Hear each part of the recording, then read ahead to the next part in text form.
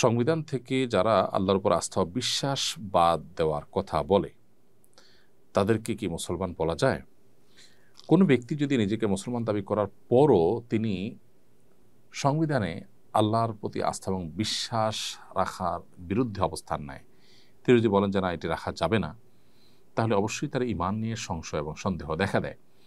তার এই বলাটার মধ্যে তিনি যদি ব্যাখ্যা করেন যে এটা আমার বিশ্বাসের জায়গা ঠিক আছে, বাট আমি চাই না সংবিধানে থাকুক, সেটা এই যুক্তিতে, তাহলে সেক্ষেত্রে তিনি গোমরাহ এবং পথভ্রষ্ট, পাপিষ্ঠ, এতে কোনো সন্দেহ নেই।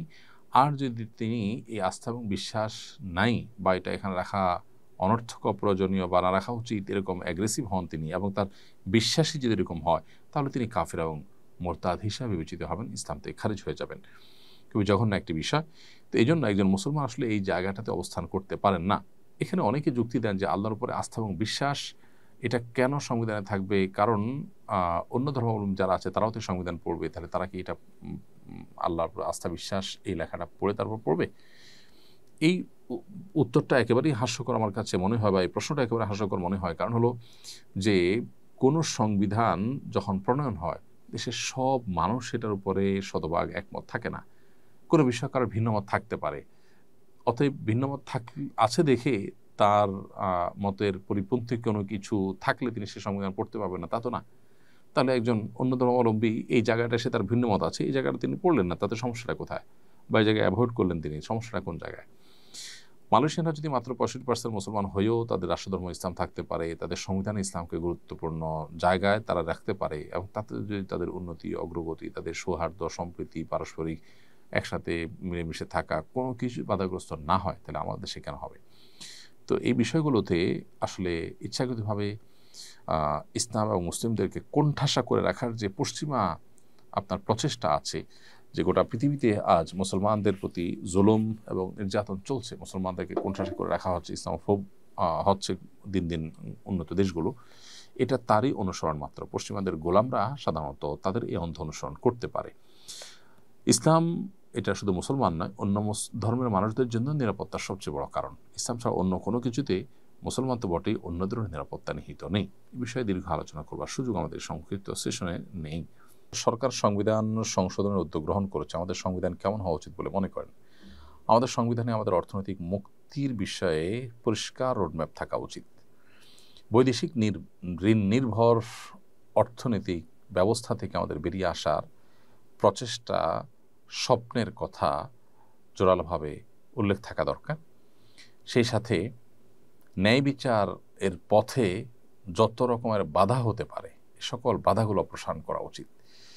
বিচারহীনতা আমাদের সমাজের যে সমস্ত ভয়াবহ দিকগুলো আছে তার মধ্যে থেকে একটি দিক।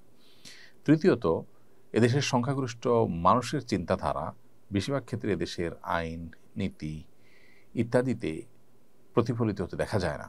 অথচ সংখ্যাগরিষ্ঠ মানুষের চিন্তাধারা যদি প্রতিফলিত না হয় আইনে, নীতিতে, সংবিধানে, তাহলে সেক্ষেত্রে সেটা সাধারণ মানুষের প্রতি অবিচারের শামিল। এবং গণতন্ত্রের নামে এটা একটা প্রতারণা যে সংখ্যাগরিষ্ঠ মানুষের চিন্তাধারা, তাদের বিশ্বাস এবং মূল্যবোধ, এটাকে আমলে নেওয়া হয় না, বরং সংখ্যালঘু সামান্য কিছু মানুষের দ্বারা বেশিরভাগ মানুষ আপনার নিয়ন্ত্রিত হন, শাসিত হন, শোষিত হন, এবং তারাই পলিসি ঠিক করে দেন। আমাদের দেশেও এটি হচ্ছে, গোটা বিশ্বে বেশিরভাগ ক্ষেত্রে এটি কিন্তু ঘুরে ফিরে হচ্ছে। সাধারণ মানুষকে নানাভাবে প্রভাবিত করা হচ্ছে মিডিয়ার মাধ্যমে, নানাভাবে। তো এগুলোর পথ বন্ধ হওয়া উচিত। সংবিধানে সাধারণ মানুষের মূল্যবোধ, চিন্তাধারা, তাদের আদর্শ, তাদের বিশ্বাস, এগুলোর রিফ্লেক্ট হওয়া উচিত, এগুলোর প্রতি শ্রদ্ধা থাকা উচিত, এবং এমন কোনো বিষয় থাকা উচিত নয় যেটা এদেশের মানুষের ধর্মীয় মূল্যবোধ বা এদেশের সামাজিক সাংস্কৃতিক কোনো বিষয়ের সাথে সাংঘর্ষিক, এরকম কোনো জিনিস সংবিধানে থাকা উচিত নয়। এমডি আসাদুল, আপনি আমাদের ইউটিউব চ্যানেলে লিখেছেন, গ্রামাঞ্চল থেকে অনেক মুসলিম পরিবার টাকার বিনিময়ে খ্রিস্টান হয়ে যাচ্ছে, আমাদের করণীয় কি? আমাদের উচিত তাদেরকে রক্ষা করা, তাদের জন্য সংগ্রাম চালানো, তাদের এই বিভ্রান্তির হাত থেকে তাদেরকে রক্ষা করা, এবং টাকার বিনিময়ে অন্য ধর্মে ধর্মান্তরিত করা, এটা আমাদের দেশের প্রচলিত আইন বিরোধী কাজ। বিধায় আমাদের আইনের আলোকেও তাদের বিরুদ্ধে ব্যবস্থা গ্রহণ করা, সোচ্চার হওয়া, সামাজিক সচেতনতা তৈরি করা খুব বেশি জরুরি। আমরা সাধারণত এই জাতীয় ইস্যুগুলোকে ইগনোর করে যাই, কারণ এগুলো তো আমাদেরকে পাচ্ছে না, অন্য মানুষকে পাচ্ছে। একজন মুসলিম তার সামাজিক দায়িত্বের মধ্যে এটি পড়ে, অন্য ধর্মাবলম্বী আমাদের মুসলমান ভাইদেরকে বিভ্রান্ত করলে তার বিরুদ্ধে আমাদেরকে প্রয়োজনীয় পদক্ষেপ নিতে হবে। তাবলীগের দুই গ্রুপের মধ্যে দ্বন্দ্ব রয়েছে, দায়ীদের দুই গ্রুপ মুখোমুখি অবস্থা, সাধারণ মানুষ হিসেবে আমাদের করণীয় কি? এটি আমাদের জন্য দুর্ভাগ্যের বিষয় যে দাওয়াত ও তাবলীগের মধ্যে আমরা তাবলীগ জামাতের মধ্যে দুইটা গ্রুপ দেখতে পাচ্ছি এবং দুইটা গ্রুপই স্ব অবস্থানে বেশ অনড়। এর মধ্যে কখনো কখনো আমরা মারামারির ঘটনাও দেখেছি, খুবই দুর্ভাগ্যজনক অধ্যায়। সাধারণ মানুষ হিসেবে আমরা কখনো মারামারি অথবা এই জাতীয় অ্যাগ্রেসিভ কোনো কাজে কেউ লিপ্ত হলে তাদের থেকে আমরা দূরে থাকবো, তাদেরকে আমরা ইগনোর করে চলবো। এটি হলো প্রথম কথা। দ্বিতীয়ত হলো এই দুটি গ্রুপের মধ্যে তুলনামূলক কারা হকের কাছাকাছি,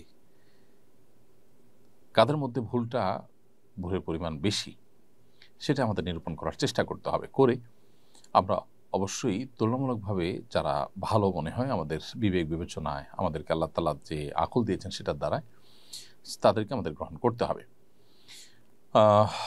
এর পাশাপাশি আমাদের লক্ষ্য রাখতে হবে যে দুইটা গ্রুপ, বিবাদমান দুইটা গ্রুপকে এক করার কোনো সুযোগ, কোনো উপায় যদি থাকে তাহলে সেই পথটা আমাদের অবলম্বন করতে হবে।